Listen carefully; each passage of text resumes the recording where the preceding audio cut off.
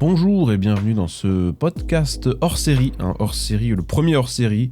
Il aura un format un petit peu différent, je serai avec des invités, je serai avec la chouette, pour être tout à fait précis, je vais vous présenter la chouette dans quelques instants.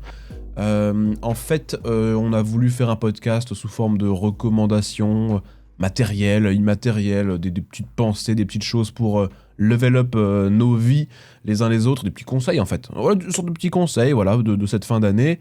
Pour ma part, je suis toujours très enrhumé, je suis désolé, hein, vous l'entendez peut-être au niveau de ma voix, j'ai toujours un nez bouché, ça fait depuis début novembre, donc plus d'un mois que je ne sais plus quoi faire avec mon nez. Voilà, j'ai beau mettre des produits dans mon nez, j'utilise un tire-bouchon pour enlever des bouchons, je ronfle, c'est faux pour le tire-bouchon, hein, mais je ronfle, je fais des tremblements de terre. Hein. S'il y a des problèmes en ce moment autour de moi dans ma ville, c'est vraiment parce que je ne sais plus respirer la nuit, je ne sais plus quoi faire. Voilà, bon. Donc si vous avez des petites astuces, je suis preneur bien entendu. Dans tous les cas, ça n'a rien à voir, mais si ce podcast vous plaît, vous pouvez bien sûr me suivre sur les réseaux sociaux, tout est en description. Il y aura également le lien de mes invités. Mais juste avant de lancer ce podcast hors série numéro 1, j'ai besoin de reprendre mes esprits de Noël. Esprit Pétulant. Eh ben, si tu es là, lance le jingle bell. Jingle bell.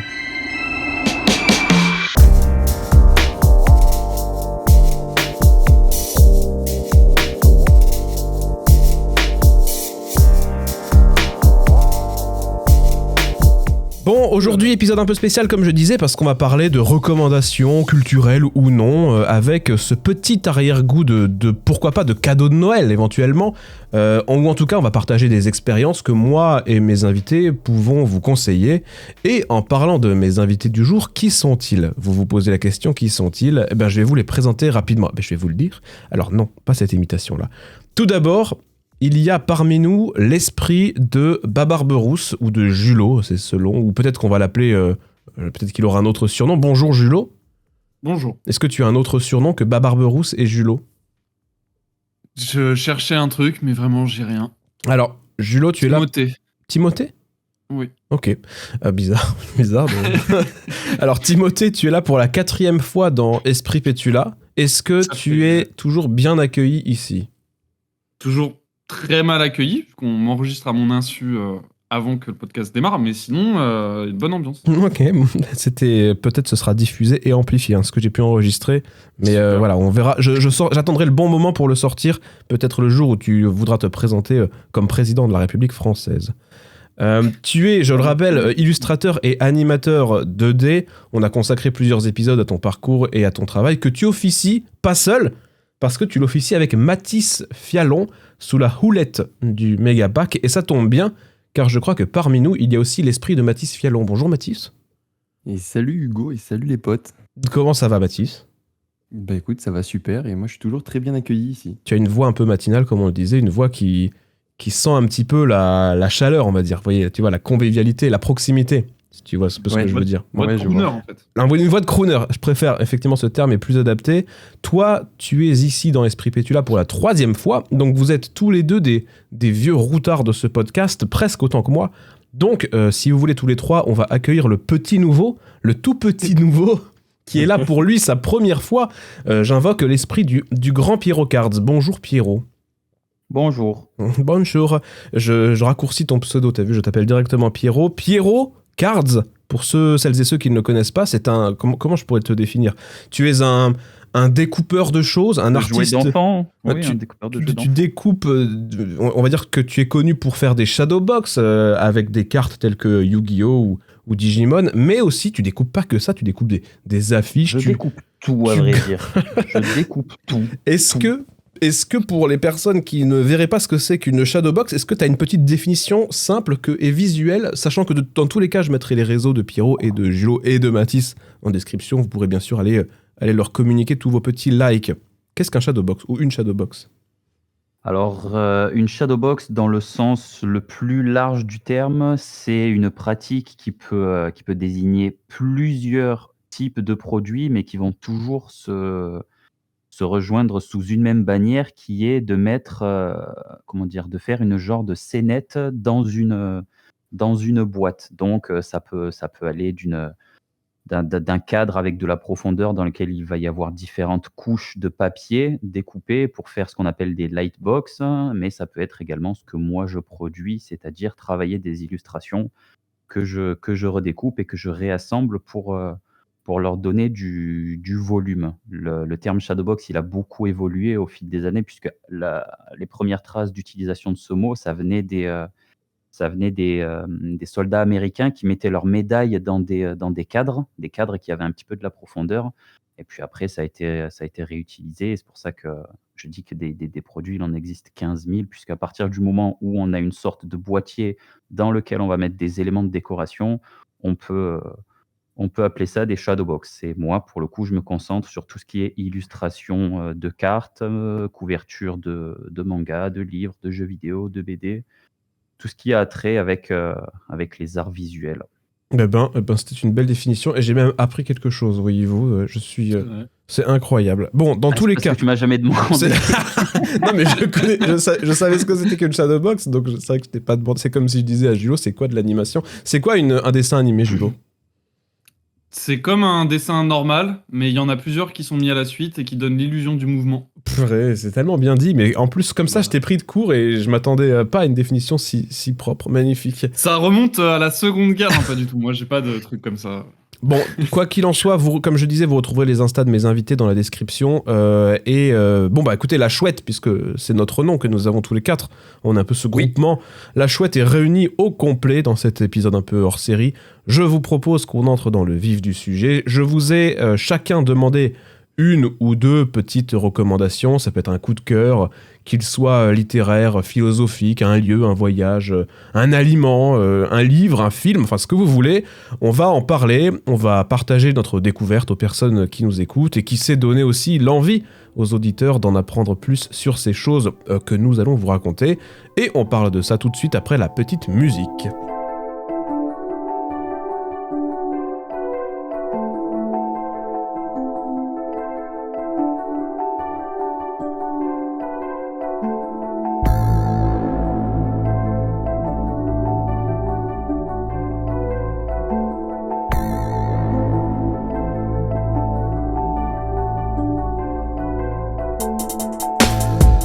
Bon, écoutez, je vais ouvrir la voie de la recommandation. Je vais commencer par une recommandation, vous allez me dire, elle est peut-être un petit peu capillotractée, parce que, en fait, cette année, en 2023, moi, je me suis lancé le défi d'apprendre des langues étrangères. Alors, c'est un peu bizarre comme recommandation, mais je vais vous expliquer pourquoi je trouve ça très cool. Et n'hésitez pas d'ailleurs, messieurs, à venir me dire « Mais non !» ou alors « Mais oui !» Si, moi, j'allais te dire, Hugo, oui. Mais ta recommandation, oui. Elle n'est pas un peu capillotractée. C'est vrai que cette expression, c'est une expression qui me faisait beaucoup rire quand j'étais au collège et finalement elle est un peu ringarde avec le temps, tirée par les cheveux, capillotractée. Avec le temps, je pense que quand tu étais au collège, c'était déjà un peu... C'était déjà obsolète, ouais. Déjà c'était ringard et donc là, donc maintenant on est vraiment sur une époque où on ne dit plus cette expression. En gros, en milieu d'année, je me suis dit que j'allais apprendre une nouvelle langue, parce que c'est vrai que je parle français et anglais, on va dire, mais et je me suis dit, vas-y, j'ai envie de m'ouvrir à d'autres horizons. Et il se trouve que dans ma famille plus ou moins éloignée, il y a des personnes qui parlent espagnol, qui vivent en Espagne. Il y a aussi des Italiens, mais là je parle vraiment d'Espagne. Et je me suis dit, vas-y, je vais apprendre l'espagnol. Vas-y, comme ça je pourrais parler avec eux. On sait jamais, tu vois, si j'ai besoin de... Et donc j'ai commencé à apprendre l'espagnol et... Je trouvais que la démarche d'apprendre une langue étrangère, c'est trop passionnant, en fait. Et j'avais oublié ça depuis. Parce qu'en fait, au collège et au lycée, je trouve ça pénible d'apprendre une langue parce que t'es obligé, puis parce que j'ai fait allemand, donc forcément... Enfin, j'ai rien contre les Allemands. Hein. Attendez, ne me faites pas dire ce que j'ai pas dit. Mais c'est pas une langue, je trouve, qui est très passionnante. En tout cas, pour moi, c'était pas trop le cas. Et en fait, en commençant à apprendre l'espagnol, je me suis dit, mais quitte à apprendre une langue... étrangère, autant choisir vraiment une langue qui me fait kiffer et tout. Et qu'est-ce que j'aime ? Comme beaucoup parmi vous, j'aime le Japon, j'aime la culture japonaise et tout, les jeux vidéo surtout japonais. Et vas-y, je vais essayer d'apprendre le Japon. Certes, c'est plus compliqué parce que c'est pas la même écriture que nous, c'est pas le même alphabet, etc. Il y a d'autres règles de grammaire. Et du coup, ça fait quelques mois que je me manquille des leçons de japonais, à apprendre mes kanas et tout. Et pourquoi je parle de ça ? Parce qu'en fait, je trouve que c'est plus que juste se faire un kiff en essayant de comprendre des phrases et des mots et des machins, c'est vraiment une ouverture sur un pays, quoi, sur une manière de vivre, sur des constructions de phrases qui sont pas pareilles que nous. Par exemple, le japonais, on parle que au présent et il y a un deuxième temps. D'ailleurs, je sais plus si c'est le futur ou le passé, mais il y a que 2 temps. Il y a pas de pluriel. La conjugaison est hyper simple. Il y a plein de choses comme ça qui fait que je trouve qu'on apprend un pays en fait à travers sa langue. Le Japon, c'est une langue qui s'écrit avec une grosse partie de caractères chinois, et donc on retrace un peu l'historique du pays et tout. Et là, du coup, fort d'avoir kiffé mon apprentissage en japonais, je me suis mis à apprendre le coréen aussi depuis quelques jours. Donc je cumule 2 langues qui n'ont a priori rien à voir. Paraît-il que le coréen est plus simple d'ailleurs à apprendre que le japonais. Et vraiment, je trouve que c'est trop cool parce que ça vient faire je sais pas comment dire, on a un peu le cerveau bloqué et ça vient casser des sortes de verrous qu'on a dans la tête parce qu'on s'imagine pas capable d'apprendre un truc, une langue aussi compliquée qu'une langue qui ne s'écrit pas comme la nôtre. Et en fait, c'est pas si compliqué et c'est un peu un level up de nous-mêmes, et c'est un truc qui est gratuit, tu vois, c'est des applis, ça se trouve sur internet, il y a plein de sites pour apprendre des langues. Duolingo. Ouais, moi j'utilise Duolingo effectivement, et j'ai aussi quelques bouquins, enfin j'utilise plus, je regarde des vidéos YouTube, dès qu'il y a un truc en lien avec le japonais, on va dire que ça peut m'intéresser. Et je trouve ça cool presque en tant que développement personnel en fait. Voilà, je sais pas si vous apprenez des langues et tout, mais vraiment c'est pour moi une grosse découverte. Fut un temps, j'ai utilisé Duolingo pour le japonais aussi. Bah écoute, c'est vraiment très cool Duolingo. Ouais, l'appli marche super bien. Elle est peut-être des fois un peu, comment dire, redondante sur certaines leçons. Mais bon, après, est-ce que c'est pas le meilleur moyen de retenir ces choses-là? Ouais, De ils te font les bouffer à refaire longueur de plein de temps. fois les mêmes mots et tout pour que ça rentre dans le crâne. Mais Voilà, mais bon, après, c'est vrai que quand tu le refais, tu le sors en un claquement de doigts, quoi. Il y a pas trop de réflexion, c'est ancré dans ta mémoire. ouais. Et puis Duolingo, ils ont réussi un truc, c'est que le strict, c'est-à-dire qu'ils te poussent tous les jours à continuer pour augmenter ton nombre de jours consécutifs d'apprentissage. Et je trouve que c'est trop Mais bien foutu, ça. il y a un système de classement aussi qui est Ouais. super bien. Comme dans League C'est, of Legends. Exactement. ouais, non, mais c'est ça, tu fais un certain nombre de points d'XP et tu es mis dans des ligues, en fait, mais Exact. comme sur n'importe quel jeu, avec des ranked où tu vas commencer au rang bronze et à chaque fois, tu es dans des poules de 100 personnes, je crois. C'est Je quelque sais chose comme plus, ça. ouais, je sais plus combien il y en a, mais t'as 50 des ou 100 classements. Ouais. personnes. Si tu es dans les 10 derniers, tu vas dérank. Si tu es dans les 10 premiers, tu vas rank up et ainsi de suite. Tu vas passer les différents paliers. Et en fait, moi, quand je l'avais fait, je m'étais buté jusqu'à arriver au rang 1 diamant. Bah, Et une fois que j'avais atteint ce palier, j'ai abandonné. c'est vrai que c'est une manière très gamer en fait d'apprendre le. Surtout que c'est Un sur peu, téléphone, tu le ouais. sors quand tu veux, ça prend 2-3 minutes, c'est des petites sessions d'1 minute ou 2 minutes à chaque fois. Tu peux le sortir 10 fois dans la journée. Et non, c'est vraiment pas mal. Voilà, je recommande. En fait, ma recommandation, c'est Duolingo, quoi. Voilà. Oui. C'est un peu En fait, ça. vous êtes des gamers de la langue. En fait, Bien. c'est plus que la langue, apprendre une langue, c'est un truc qui m'intéressait pas du tout quand j'étais plus jeune. Et là, maintenant que je le fais par plaisir, en fait, je le fais par plaisir maintenant. Et c'est complètement une approche différente. Sauf que si je m'étais pas mis un petit coup de pied au cul au début pour me dire, tiens, vas-y, je vais essayer d'apprendre une langue, j'aurais pas découvert ce nouveau truc qui est apprendre une langue par plaisir. Et vraiment, voilà, ma recommandation, c'est ça. Apprendre une langue par plaisir. Bizarre, hein. Voilà. Mais Bah, plus non, largement, c'est tu sais, pas on avait, bizarre. J'ai on envie avait de déjà- réapprendre une langue par plaisir, en fait, maintenant. Ben voilà, super. J'ai réussi à communiquer mon plaisir d'apprendre une langue. Mais tiens, on en avait déjà parlé un peu aussi, c'est ce fait de commencer quelque chose de nouveau et d'avoir du coup une marge de progression qui est super satisfaisante au début. Oui, Ouais, tu découvres un nouveau monde. ça Ouais, et c'est du coup, vrai. tu t'améliores vite et c'est très très satisfaisant et du coup, c'est cool de régulièrement essayer des nouvelles choses. Surtout que les moindres, enfin, on va dire les petits, comment dire? J'ai plus le mot.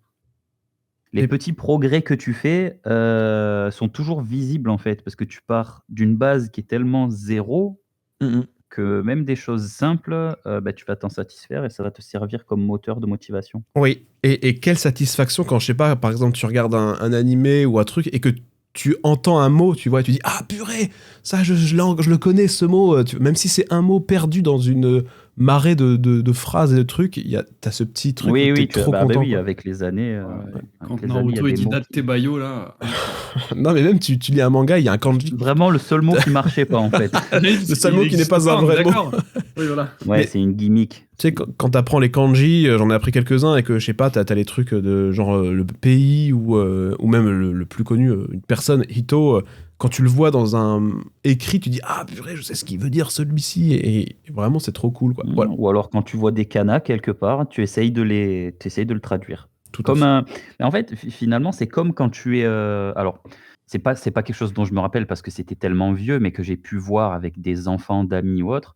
C'est qu'un enfant, quand il a commencé à apprendre à lire, il essaye de lire tout le temps. Il voit un livre, il voit un titre, il voit quelque chose, il essaye de le lire. Mais quand tu apprends une langue et bon, typiquement le japonais et que tu vois les kanji et les kanas, tu essayes, genre, est-ce que j'ai bien retenu ma leçon? Et quand tu y arrives, ah bah, tu es trop content. Ouais, tout à fait.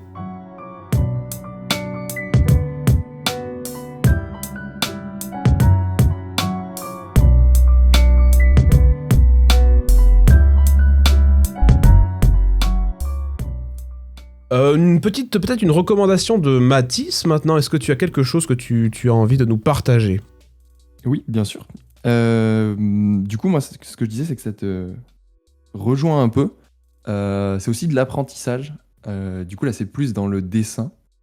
Mais en fait, récemment, je me suis dit, tu sais, genre, nous, avec Jules, on essaye quand même régulièrement de s'améliorer, de step up un peu.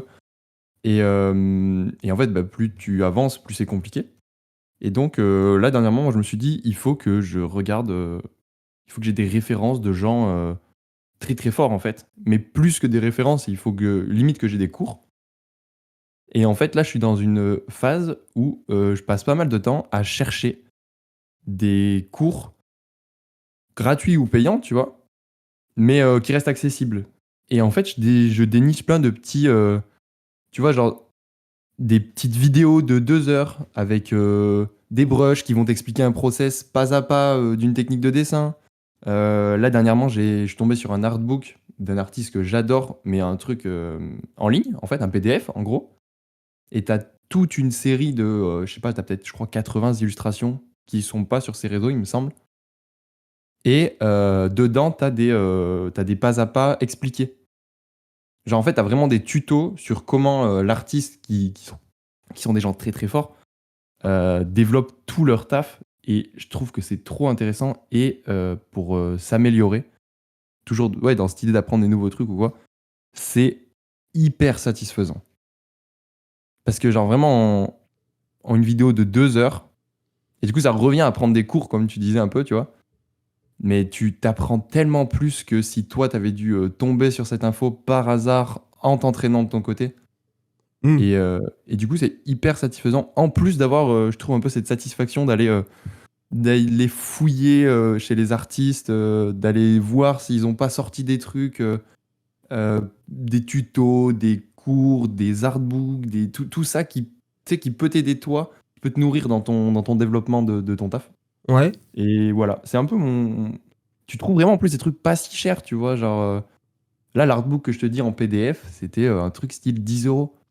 Mais du coup, comment, pardon, pour un petit peu aiguiller un peu les personnes qui nous écoutent là-dessus, comment tu procèdes? Est-ce que tu repères un artiste et tu cherches qui l'a fait, ou est-ce que c'est un peu du hasard où tu vas te renseigner sur une technique en particulier et tu vas découvrir des artistes qui utilisent cette technique? Comment tu trouves des cours qui te correspondent, par exemple? Moi, ce que je cherche, c'est que je cherche, comme tu disais, donc, les artistes que j'aime vraiment beaucoup. Et je vais fouiller un peu sur tout leur réseau jusqu'à trouver. Il y en a où il n'y a pas du tout, tu vois. Mhm. Et il y en a où je voulais des cours et j'ai juste des tutos ou des fois, limite, juste des posts Instagram, hein. Mais ça suffit à te montrer un peu des process et à t'aiguiller sur des techniques. Et Ouais. dans le meilleur des cas, tu as carrément des vidéos, voire après, mais là, c'est pour, je me dis peut-être pour plus tard ou quoi, mais t'en as qui font des masterclass carrément où tu as entre 3 jours et plusieurs mois de cours avec eux. Oui. Bon, ça coûte un certain prix. Donc là, pour le coup, pour l'instant, j'ai toujours ce plaisir à chercher un peu les petits bouts de cours éparpillés par-ci par-là et sans que ça revienne trop cher. Du coup, c'est cool. Et si un jour je veux passer à l'étape supérieure, il y aura toujours cette solution-là. Mais ouais, pour l'instant, je pars plus d'un artiste, ou enfin de plusieurs artistes dont j'adore le travail. Et je vais essayer de fouiller un peu sur tous les réseaux, essayer de voir s'il n'y a pas des choses qui traînent, qui peuvent aider à. Tu vois, où il y a des process en fait. Ouais, il y a beaucoup d'artistes qui sont sur Patreon en plus. Enfin, je pense C'est à ça, ce site-là. Patreon. Il y a pas Hugo ArtStation, Petula, en fait, sur Patreon Hugo Petula n'est pas encore sur Patreon, mais il est sur Ko-fi par contre. tu vois, ArtStation aussi, tu peux. Justement, l'artbook, là, c'est un truc que j'ai trouvé sur ArtStation et tu le payes sur ArtStation, sur le compte de la personne et tu as ton PDF direct, quoi. Oui, oui. Après, de mémoire, Julo, qui est là, peut-être que tu peux confirmer, tu avais acheté les cours de Marc Brunet, c'est ça? Marc Brunet, Que ouais. tu m'avais aussi, pas, ouais. Tout à fait. que j'avais pu. Est-ce que j'avais pu suivre aussi un peu en partie? J'ai commencé, j'ai fait le début, j'ai pas persévéré. J'ai pas eu le temps, moi, surtout, de continuer. Ouais, ça demande quand même une certaine discipline, tu vois, comme quand tu vois, comme quand tu dis, t'as une vidéo qui dure 2 heures, faut quand même, je trouve, s'accrocher parfois. Et Mais- moi, j'ai vraiment un trouble de l'attention qui fait que j'ai beaucoup de mal à rester focus sur une vidéo Alors, de ce Justement, type. je trouve ça plus facile de faire par petits bouts avec des petites. Justement, tu vois, genre. Enfin, Marc Brunet, il me semble que t'as peut-être des bêtises, mais t'as des centaines d'heures de contenu. C'est un tu vois. gros truc, ouais. C'est énormissime, c'est un truc énorme. Là où je te dis, moi, c'est où tu vas choper une vidéo de 2 heures, une vidéo de 40 minutes, un artbook, un truc comme ça. Et en fait, tu t'as pas beaucoup d'infos au final, tu vois. Va falloir que tu te concentres sur le peu que tu as et du coup, tu le savoures un peu. Mm. Genre, je sais vraiment pas comment t'expliquer, mais j'ai pas l'impression d'ouvrir un drive avec 60 vidéos et me dire, bon, Bon, par il me quoi reste je tout ça à commence, faire. ouais. Là, je suis juste là en mode, ok, là, j'ai 2 heures de cours où je sais que je vais apprendre des trucs et c'est du plaisir, genre vraiment. Au moins t'en as, au plus tu en profites. Ouais, c'est un peu ça l'idée. Ah, il y a Et tellement tu vas chercher une vraiment ce profusion, qui est intéressant. Mm. Il y a tellement une profusion de tout ce qui est vidéo, tuto, etc. sur le net, partout. Des fois, tu peux très facilement te perdre et du coup, plus savoir où donner de la tête. Mais les cours, là, ouais, c'est vrai, Hugo, que tu as mentionné, pour le coup, sont vraiment bien. Mhm. Parce que les vidéos, même si elles durent 2 heures, tu vois, il va te montrer un exercice, il va te l'expliquer pas à pas, mais après, toi, tu dois le faire de ton côté, etc. T'as comment dire, des devoirs maison à faire qui sont, ma foi, très très cool. Mais c'est vrai que moi, ce genre de truc, ça m'intéresse parce que tu vois vraiment en temps réel et pas à pas le processus créatif. Et ça permet de pas mal s'enrichir. De toute façon, on a fait une petite session live ensemble C'est vrai. Pour étudier. Ouais. le processus d'un artiste et comment il fait. Et ça m'aide beaucoup. Et de toute façon, je rejoins Mathis depuis un petit moment là. Je me suis mis à, pareil, travailler à fond enfin, en trouvant des sources sur le net, quoi. Et ça marche bien en fait, hein. Il y a du résultat très rapidement en fait.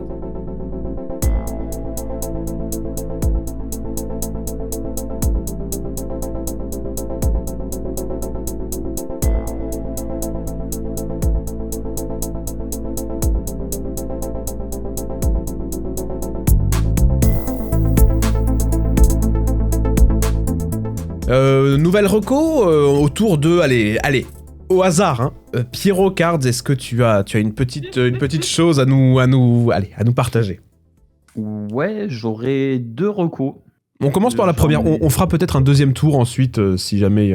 C'est parce que j'en ai une qui, on va dire, qui est physique et l'autre c'est plutôt un conseil qui est assez rapide. Ok, bon bah vas-y, c'est parti. La reco que j'ai du coup pour cette fin d'année, ou pour n'importe quel autre moment, c'est un jeu de société que j'ai pu faire tester à la chouette justement, un jeu d'ambiance, de stratégie qui s'appelle Pitch Out et qui est un jeu qui se joue sur une table en fait avec des pions où 2 joueurs vont s'affronter et vont devoir tour à tour à coup de pichenette faire sortir les pions de leurs adversaires. Donc on a là la base du gameplay qui pourrait déjà en somme faire un jeu. Et là où le jeu devient plus intéressant et réellement stratégique, c'est que chaque pion possède un pouvoir en particulier qui va donc faire varier les stratégies selon les situations dans lesquelles le joueur se trouve. Par exemple, il y a certains pions qui vont pouvoir jouer 2 fois d'affilée, de manière à ce que vous puissiez placer votre pion gentiment avec un premier coup et envoyer une grosse mythe avec le deuxième. Vous allez avoir des pions qui vont être des assassins et qui vont sortir, enfin qui vont éliminer un personnage adverse uniquement en le touchant et sans le sortir. Donc voilà, c'est des pouvoirs parmi plein d'autres qui font que c'est le jeu parfait qui se sort à peu près n'importe quelle occasion. Et en plus de ça, bah, il coûte pas cher du tout. Donc voilà. Ouais. S'il y a des gens qui ont besoin d'une idée de cadeau de fin d'année, de cadeau d'anniversaire ou qui ont juste envie de s'acheter quelque chose pour jouer entre amis, le succès est garanti. C'est vrai que c'est un jeu assez rigolo. Il faut imaginer une sorte de billard où il faut faire sortir les boules. Pardon, c'est bizarre. Ça commençait mal comme phrase. Non, c'est le principe du billard. J'ai hein, fait de Hugo. mon mieux, Non, j'ai fait parce de mon que- mieux, le mec il a tout niqué. Dans le billard, il faut mettre les boules dans les trous, alors que là, il faut expulser les jetons des adversaires. Il faut quand même avoir une table un peu grande, plate si possible. Et, Oui, c'est ça, il faut pas que le terrain soit trop petit parce que sinon ça va très vite et puis comme tu maîtrises pas souvent bien ta force, tu pourrais très facilement sortir tes propres pions. Je ne vise personne évidemment, hein, Non, comme non, ça. non. Et on Bah, a D'ailleurs, vous tapiez tellement fort, vous m'avez pété une dent. Hein. C'est vrai. Là, on a joué chez Julot, tous les 4. On a joué en 2 contre 2, donc c'est vrai que ça peut se jouer même en équipe, en fait. Oui, c'est normalement du 1 contre 1, mais rien n'empêche de jouer à plus. Ouais, quoi. tu peux customiser tes règles, et c'est vrai que c'était assez rigolo. On l'a tous acheté ensuite, le jeu d'ailleurs, hein, je crois. Hein. Oui, parce que moi, ce jeu, je l'avais testé il y a plusieurs années au festival du jeu de Cannes, quand le jeu s'apprêtait à sortir. Et puis après, je l'ai pas acheté finalement. Et là, comme on l'a vu en magasin, c'était l'occasion, on en a pris un. Puis quand vous êtes retourné chez vous, bah, tout le monde l'a. Tout le monde l'a réacheté, tout le monde l'a l'a acheté. J'en ai même acheté 2.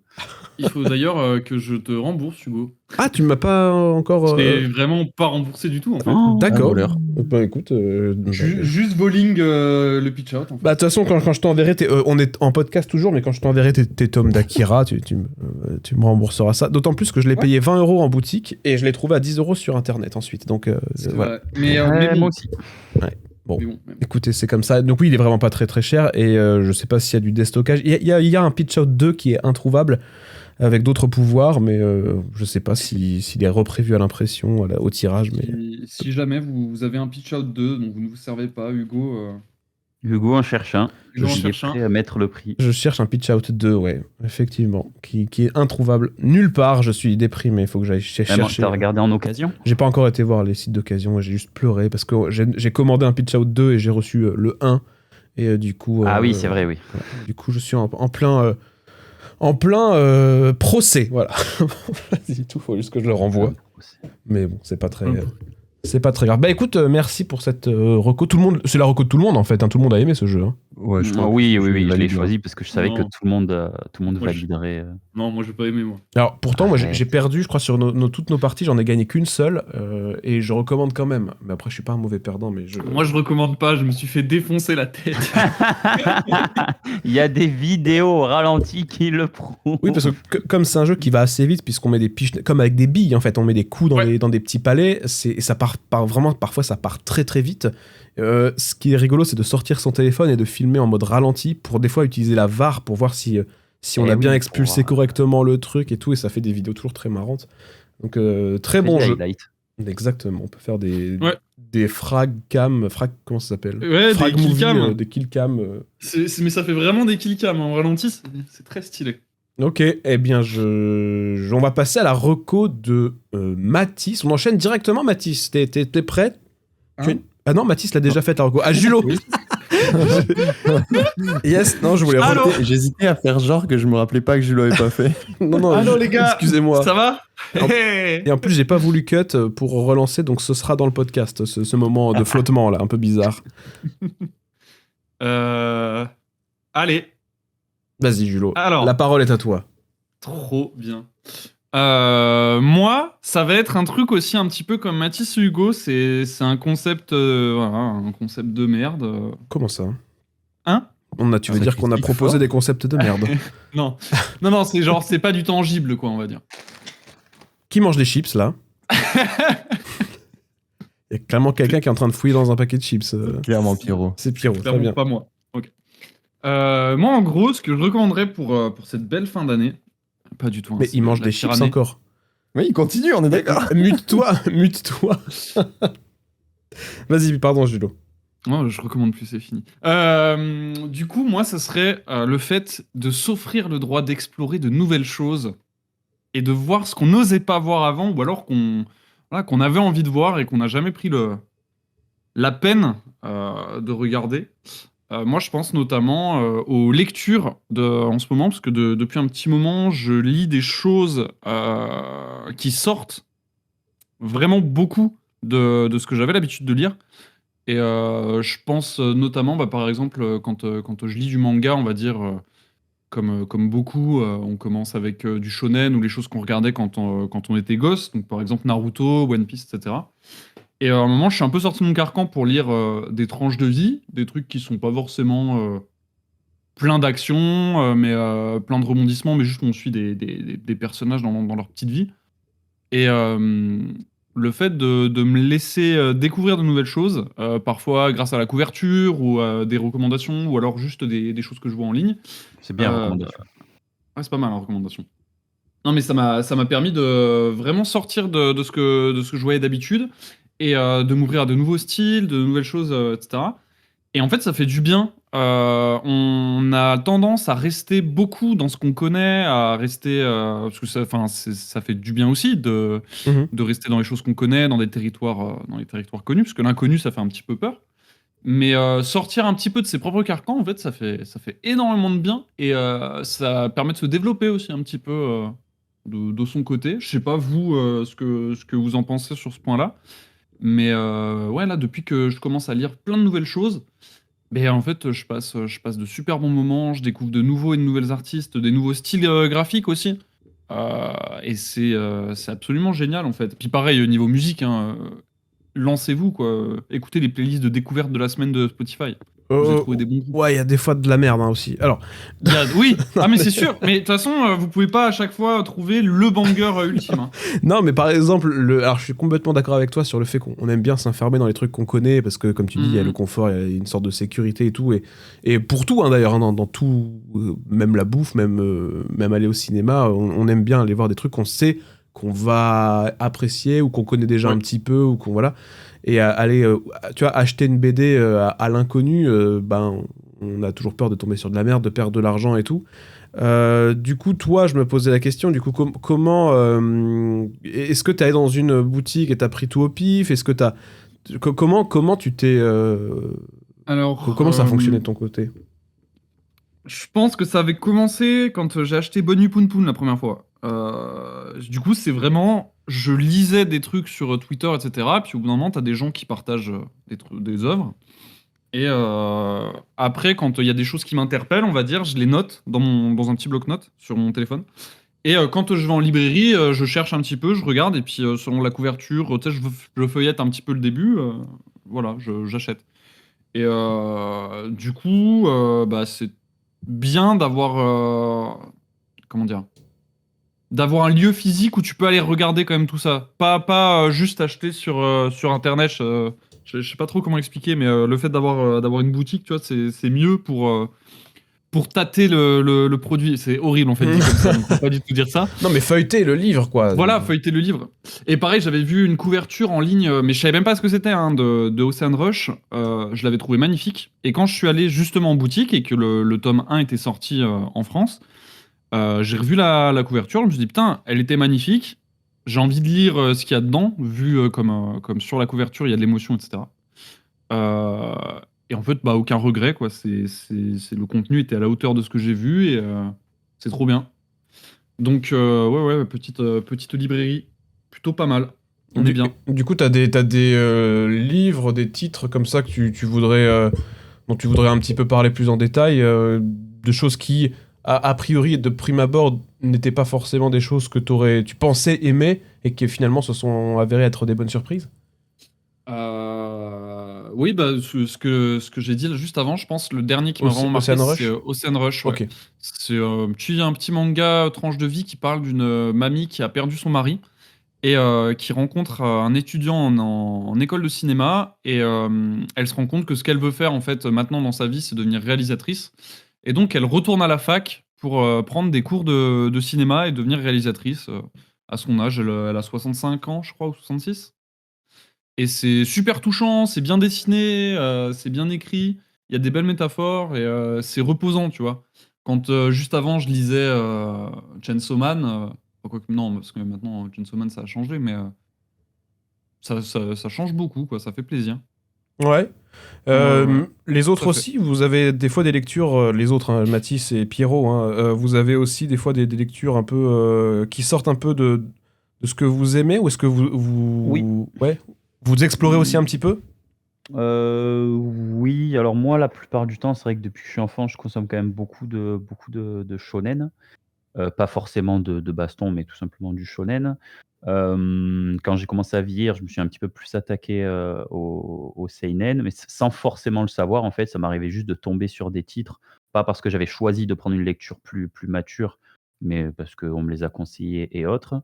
Je me suis mis à en lire un petit peu plus, et il y a un auteur en particulier que j'apprécie et qui, pour le coup, fait des œuvres, en fait, c'est les œuvres que j'ai de lui, c'est les seules dans ma bibliothèque qui ressemble un petit peu à son univers, et il s'appelle Tetsuya Tsutsui. Il a fait plusieurs titres comme, Prophecy, Poison City, Reset ou Dead Hunt, et c'est un mangaka qui va toujours faire des histoires courtes en one shot, c'est-à-dire en un tome, en 2 tomes ou en 3 tomes. Je crois pas l'avoir vu faire des séries de plus de 3 ou 4 tomes, et à chaque fois dans ces histoires, ce qui va être intéressant, c'est qu'il va pas proposer un récit avec un, bon, on va pas dire avec un gentil, mais avec un héros. Il y aura toujours des héros, mais surtout qu'il y aura pas de méchants, en fait, dans cette histoire, de méchants à proprement parler, puisque, ce qu'il va essayer de partager dans son écrit, c'est les différentes déviances de la société humaine qui sont à l'origine de ce que l'être humain peut faire de meilleur comme de plus mauvais. Et ces œuvres, elles tournent toujours autour de ça, donc il y a toujours une certaine remise en question de la société que Mmh. je trouve, génialement intéressant, mais c'est les seuls que j'ai. C'est les seuls que j'ai, et je m'en contente. Voilà, Tetsuya Tsutsui, petit prince du rythme. Ok. Donc toujours, Et vas-y, pardon Mathis. non, vas-y, vas-y. Non, non, je disais que c'est marrant comme tous les deux, c'est plutôt des auteurs japonais que vous recommandez. Est-ce que c'est parce que C'est c'est parce parce que que les je Japonais, baigne dans ça ouais, c'est depuis très, que je suis ils traitent beaucoup. enfant, donc mon argent est allé dans ça, et c'est vrai qu'une fois qu'on a investi autant d'argent dans un truc, c'est compliqué de se mettre, enfin, je veux dire, pour ma part, sur tout ce qui est bande dessinée et tout, je sais que ça peut être génial, mais comment dire? J'ai pas les moyens de mettre et dans les mangas et dans ça, donc c'est vrai que quand j'étais plus jeune, j'ai décidé de me consacrer à ma collection de mangas, en fait. Ok. Oui, c'est un peu pareil, niveau manga, je baigne beaucoup dedans. Après, en bande dessinée, je lis aussi, des choses qui sortent un petit peu de mes carcans, et puis, bon après, j'allais recommander, tout ce qui est, Label 619 comme d'habitude, hein, mais, Oui. bah, du coup, c'est ce que j'allais dire Ah, aussi, ouais, vas-y. ouais. quand tu parlais de s'ouvrir un peu à du oups, micro qui se casse la gueule.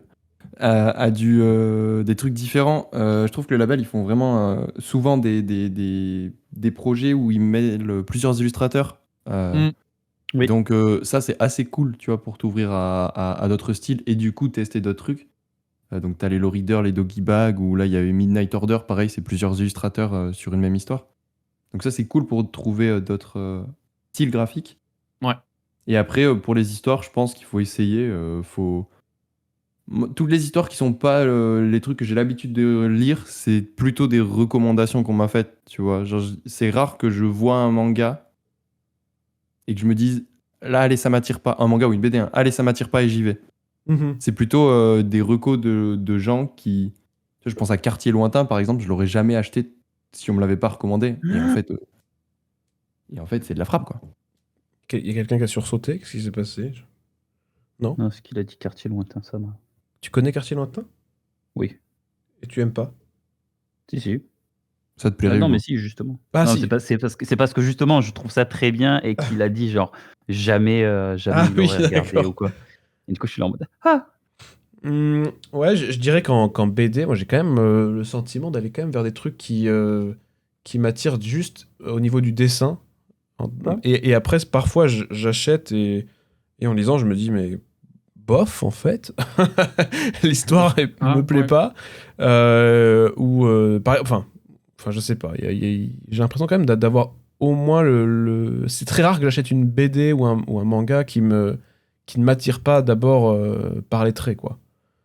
Je suis assez d'accord. Même Spa, qui est quand même on en reparle souvent, de Eric Svetoft, qui est un livre complètement dégénéré. Je trouvais le dessin vraiment trop cool, même s'il est très, je sais pas comment dire, très particulier, très sommaire, en fait. Assez simple, un peu, j'allais dire mignon, mais c'est bizarre de dire que c'est mignon alors qu'on parle d'une BD complètement horrifique. Même ça, j'ai d'abord vu le trait, j'ai fait ah waouh, le dessin me plaît, j'achète. Et après, je l'ai lu, j'ai fait waouh, ok, je vais essayer de le revendre absolument. tellement Ah ouais, alors tellement que, cet objet est maudit et il est hanté. Moi, c'était l'inverse, tu vois. Genre, le Ouais. trait me plaisait pas. Quand j'ai commencé à regarder, j'ai fait putain, c'est vraiment tout l'inverse de ce que je lis et ce que j'ai envie de lire.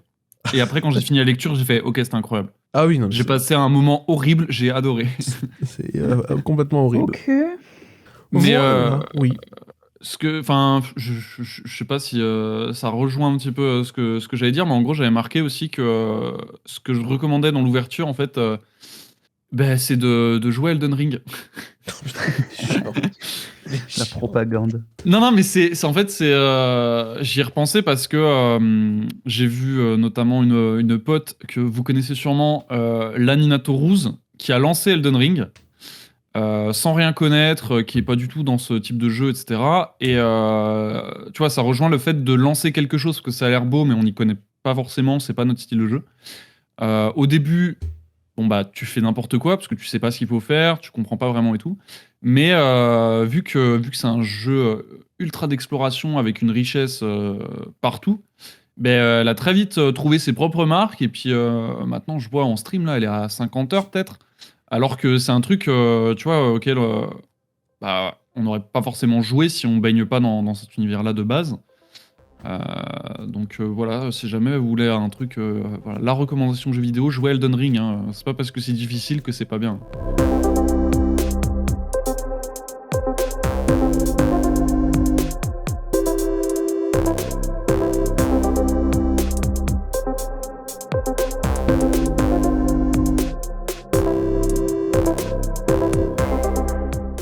Pierrot, t'avais dit que t'avais un petit truc à nous dire en plus.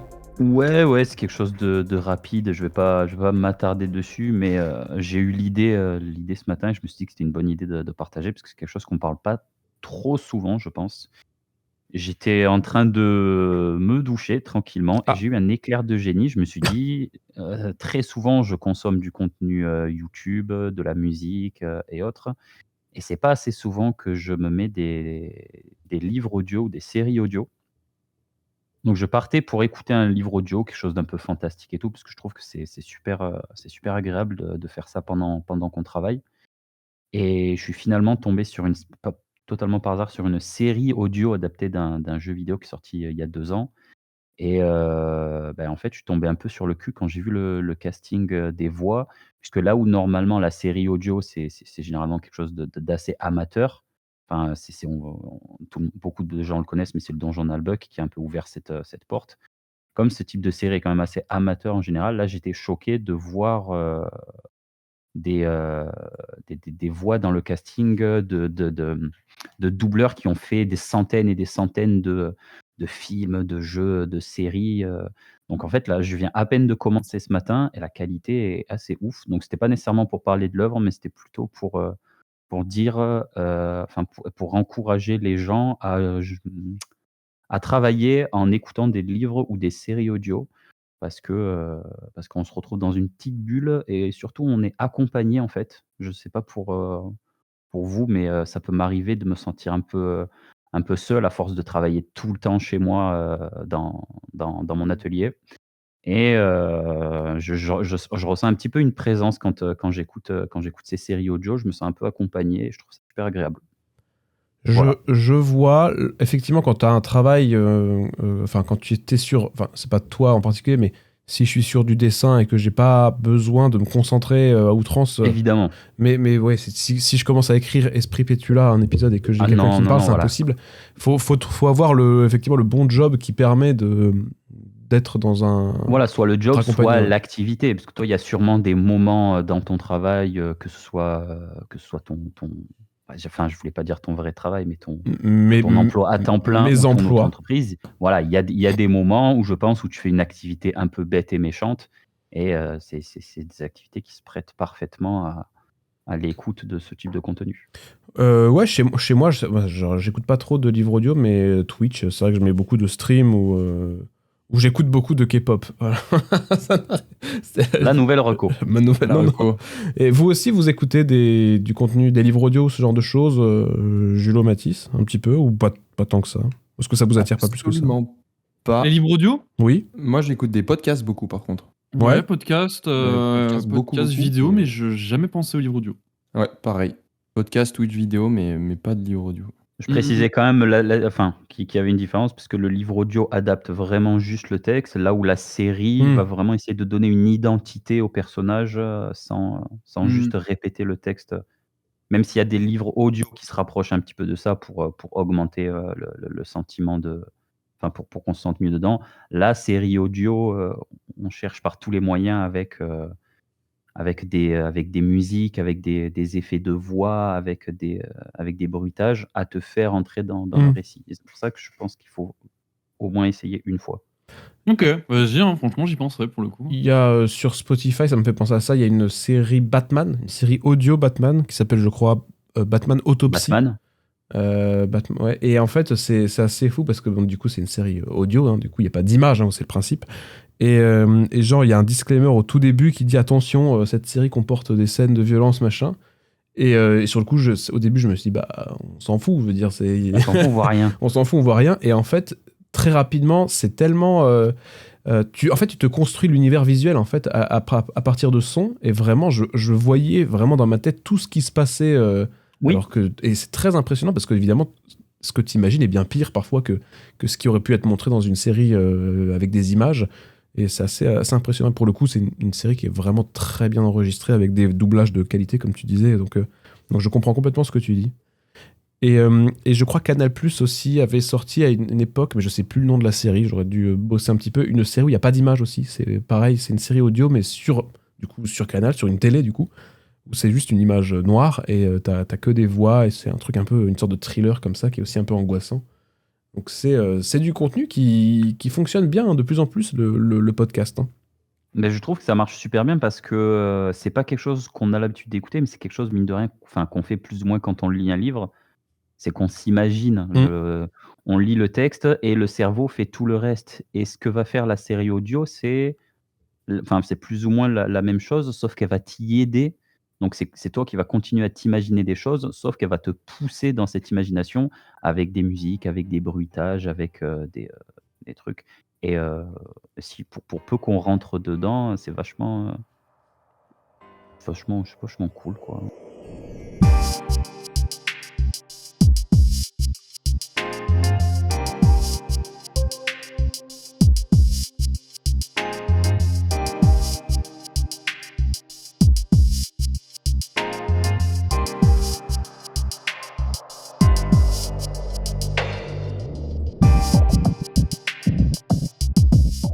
Mathis. T'as aussi une petite Oui. chose à nous dire encore, je sens. Oui. Oui, et moi, petite recommandation rapide, c'est le Pigmentarium, qui est, je crois que c'est une boutique sur Lyon, mais il y a un compte Insta et vous pouvez commander. Et c'est une personne qui fait elle-même ses aquarelles et qui les met à la vente. Et c'est d'une qualité de fou. Alors c'est trop bien. Et là, justement, pour les fêtes, elle a fait un calendrier de l'Avent où tu ouvres un peu chaque jour ton calendrier et tu as des petites aquarelles dedans. Et c'est trop bien. Et c'est une qualité de fou. Vraiment, genre, j'avais jamais vu des aquarelles comme ça, en mode, avec des effets dedans, des trucs un peu nacrés, des trucs pailletés, des trucs mat, mais avec des couleurs de fou. Donc, je recommande à fond pour tous les gens qui aiment un peu peindre le Pigmentarium sur Instagram. Et du coup, tous ces produits. Alors, ça me fait. Le fait que tu parles de Pigmentarium, ça me fait penser globalement à une reco que j'avais, mais j'avais pas envie de la dire avant parce que j'avais peur qu'elle court-circuite d'autres recommandations. Mais en fait, c'est un style de cadeau qu'on peut se faire à soi ou aux autres qui est les prints, en fait, en règle générale.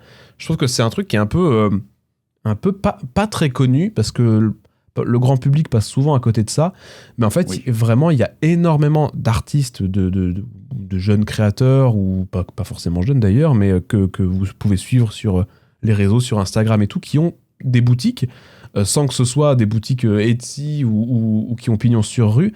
Et en fait, ce style de cadeau d'offrir un print d'un artiste, je trouve que c'est un des cadeaux qui en ce moment me fait le plus kiffer à faire. Et même là, j'ai demandé des prints pour Noël, par exemple. Et en fait, globalement, c'est trop bien parce qu'on va pas soutenir une grosse industrie. C'est souvent des impressions locales, etc., avec des gens qui font ça par passion, qui vivent pas forcément de ça, qui ont juste qui font des tirages limités de créations qu'ils vont faire eux-mêmes, de dessins, de peintures, etc. Et en gros, moi, j'encourage vraiment les gens à aller vers ces petits créateurs assez discrets et les soutenir parce qu'il y a des trucs vraiment de fou, de qualité, parfois c'est de la qualité qui est bien supérieure à ce qu'on pourrait trouver sur des sites, j'allais dire, de dropshipping, mais sur, je sais pas, n'importe quel site. Je sais qu'il y a des trucs display, les machins à la con, Ouais, comme ça, dans tous les sens. j'allais rebondir sur ça. J'allais dire surtout que ça permet enfin, je veux dire, d'aider des artistes indépendants plutôt que de financer des œuvres display qui sont pas toujours obtenues d'une manière Ouais, très, pas très légal. très légale, hein, on va pas se mentir, parce qu'il y a comment dire? Des artistes qui ont dit qu'ils avaient proposé leur design à Displate a dit non, et puis après tu as monsieur B qui les a proposés et maintenant il prend des commissions dessus, c'est déjà arrivé. Mm. Et donc les gens, ils aiment bien avoir des displays chez eux, mais pas des prints d'artistes. Bah, Ouais, t'as quand même beaucoup de gens qui ont des prints. Puis je pense que les prints, c'est un chouette cadeau parce que c'est très. Tu sais, vu que t'as beaucoup de diversité, tu peux vraiment faire un truc qui est assez personnel, tu vois. Ah oui. Genre, même si c'est pas une commande spécifique, trouver un print qui correspond à la personne à qui tu l'offres, je trouve que l'exercice est cool et ça fait vraiment un cadeau très personnel. Ah, mais je te jure, j'ai l'impression que pas beaucoup de gens ont des prints. Dans mon entourage, vraiment, Pour moi, les gens qui ont des prints, c'est des gens qui s'intéressent. Oui, Qui c'est ça. s'intéressent aux artistes en général. C'est celui qui a. Ben, j'ai rarement vu quelqu'un qui ne s'intéresse pas de près ou de loin à l'illustration et autres, avoir un print affiché chez lui en disant voilà, c'est un cadeau, on m'a acheté ça, je le kiffe, et aller chercher un petit peu plus loin et tout. C'est pour ça que je rebondissais sur l'exemple de Displate parce que j'ai vraiment cette impression qu'il y a ces 2 mondes en fait entre, les gens intéressés par l'art qui ne font pas forcément de l'illustration, qui ne dessinent pas, parce que moi par exemple j'adore ça et pourtant, je sais même pas dessiner un péruvien, qui vont s'y intéresser, et les monsieur et madame tout le monde qui s'en foutent, mais qui aiment quand même la pop culture et qui vont avoir des plaques de Iron Man, qui vont avoir des plaques de Sangoku et de toute autre œuvre ultra connue, alors qu'ils auraient pu, cet argent, il aurait pu aller dans les poches de quelqu'un qui fait ça vraiment par passion et pas d'une industrie qui te sort, 600 000 plaques, par an, quoi. Ouais, complètement. Et puis je trouve que c'est un cadeau qui est assez. Qui a plus de sens aussi, tu vois. Enfin, quand je vais offrir un print, tu vois, je vais pouvoir dire, ah ben ça, en fait, c'est un artiste. Et souvent, c'est des gens que je vais connaître de près ou de loin parce que c'est Ouais, des il y a gens une que histoire. j'apprécie. Je dis, ah ben lui, en fait, il fait ça, elle traite cette thématique-là, et en fait, elle habite dans tel coin de France, et machin. Et t'as tout un petit lore, une petite explication derrière où on voit que le cadeau a été fait de manière plus réfléchie que. Bah, je t'ai pris une tasse Iron Man ou un print, tu vois, ou un truc comme ça. Attends, Quoi? ça me fait juste penser, il y avait à une émission qui s'était passée où il refaisait la chambre d'un mec, il disait ouais, alors vu qu'on sait que t'as des goûts très spécifiques en termes de pop culture, regarde ce qu'on t'a fait. Et en fait au mur il y avait genre le point de Thanos, un Ah. poster Iron Man et que des trucs Squeezie et Marvel. C'était Squeezy qui avait refait. Lokir qui avait Ah, relancé putain, le gars c'est vrai. sur Twitch. là. Oui, oui, ils avaient fait une déco on ne peut plus banale, quoi, Oh là là, en mettant que oh des là trucs là. de pop culture. Mais après, Enfin pop culture, ouais. il y a plein de gens. Enfin, aimer la pop culture, c'est pas un problème, hein, c'est pas ça. Mais vraiment soutenir des petits créateurs, c'est trop bien. Et j'ai l'impression que dans mon entourage, moi, justement, il y a assez peu de gens qui connaissent cette possibilité en fait. Genre, il y a plein.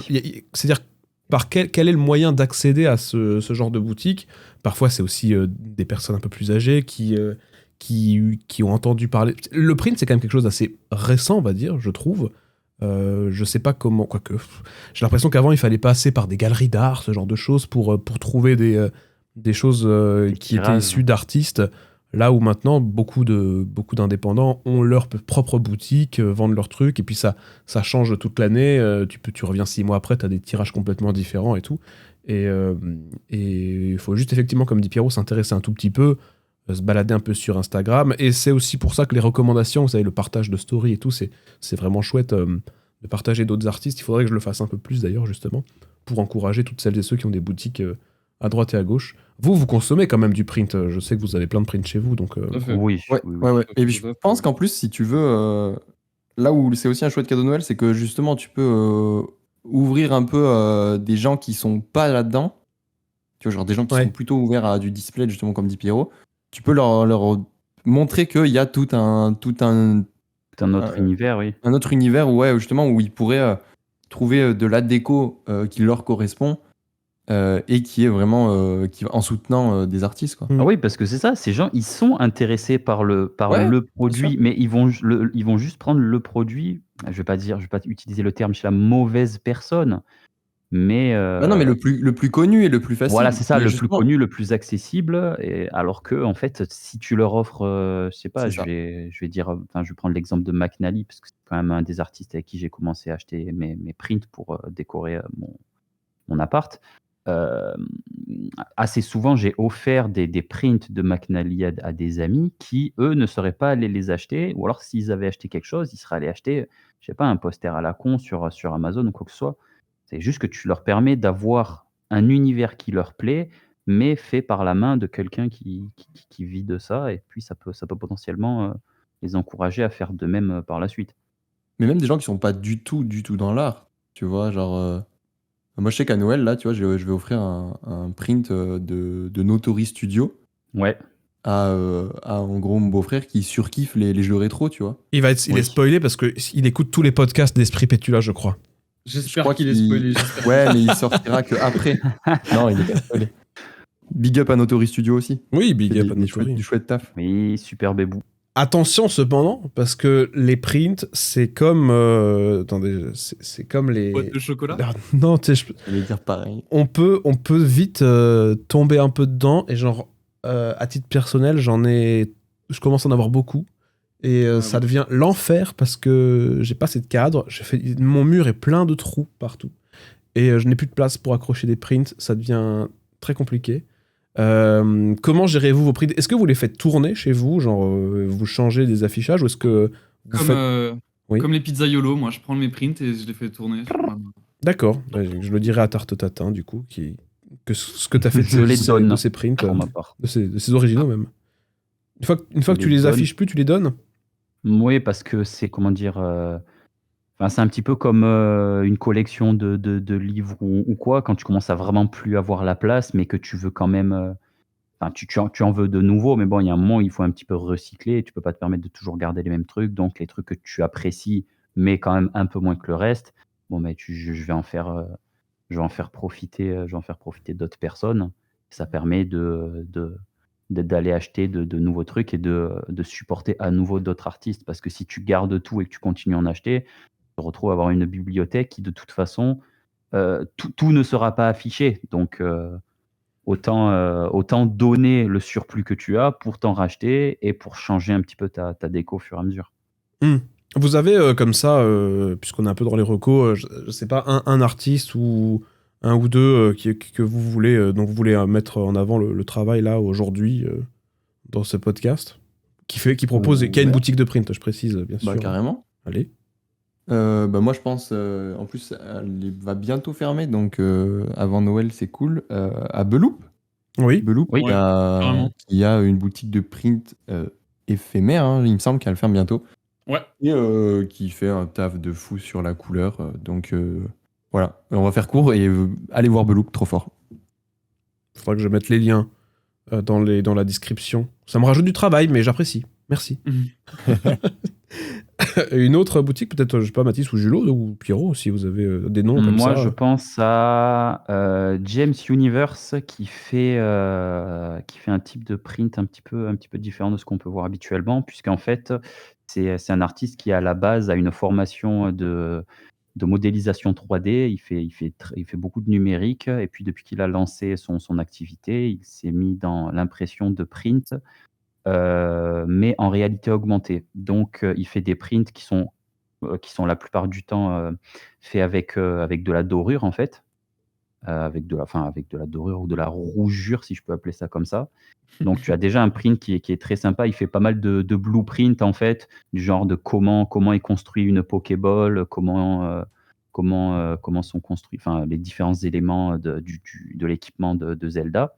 Et une fois que tu utilises ton téléphone, ben, tu accèdes à toute une animation qu'il a faite avec son logiciel, et le travail est fou. Déjà parce qu'il est cool sur le côté print, et en plus parce qu'il y a un véritable travail de modélisation 3D et d'animation derrière le print. Du coup, grosse reco de sa part.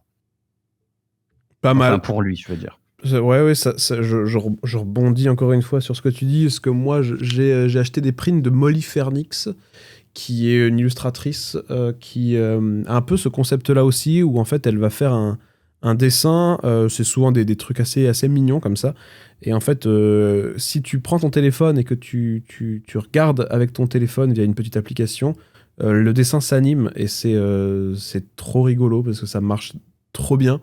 Et t'as des trucs inspirés de Miyazaki, etc. Et c'est très kawaii.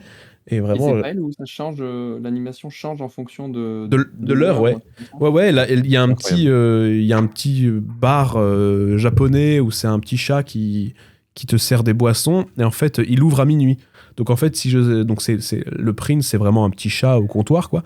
Et si tu le scannes toute la journée, le bar, t'as la grille qui est fermée, et genre à minuit, ça s'ouvre, et genre je crois toutes les heures ou toutes les 2 heures, le chat a une animation différente entre minuit et 6 heures du matin, et c'est trop rigolo, oui. quoi. Il se passe des petites choses toute la nuit, quoi, dans ton poster, quoi. Je trouve ça trop cool.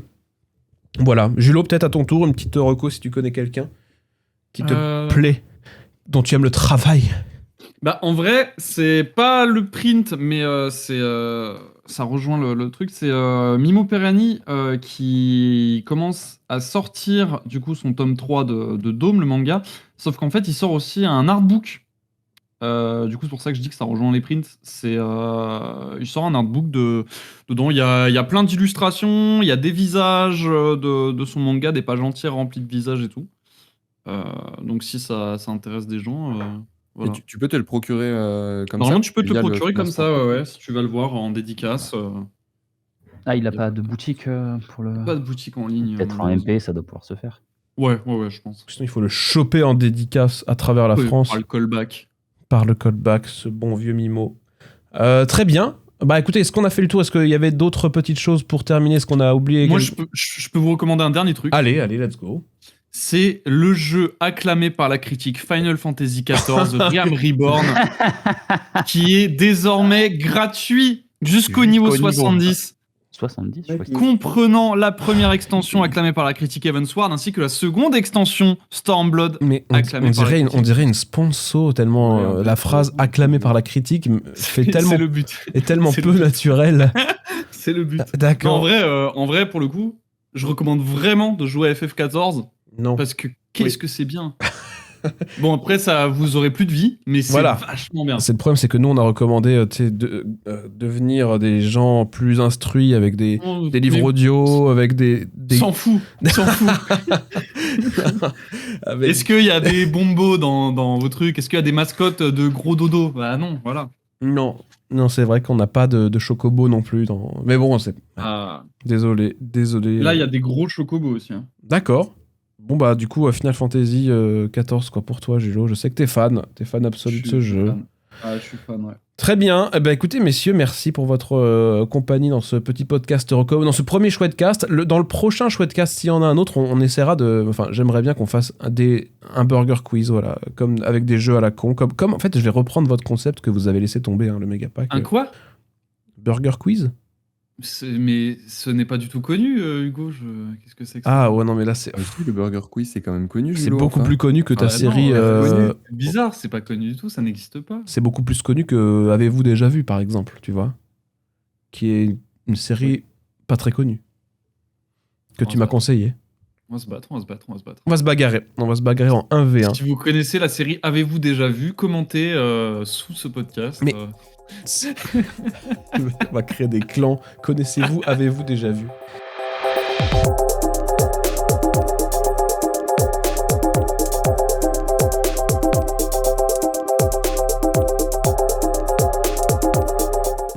Merci à vous d'avoir écouté ce podcast jusqu'au bout. Si ça vous a plu, dites-le moi. On pourra éventuellement revoir si on refait d'autres épisodes.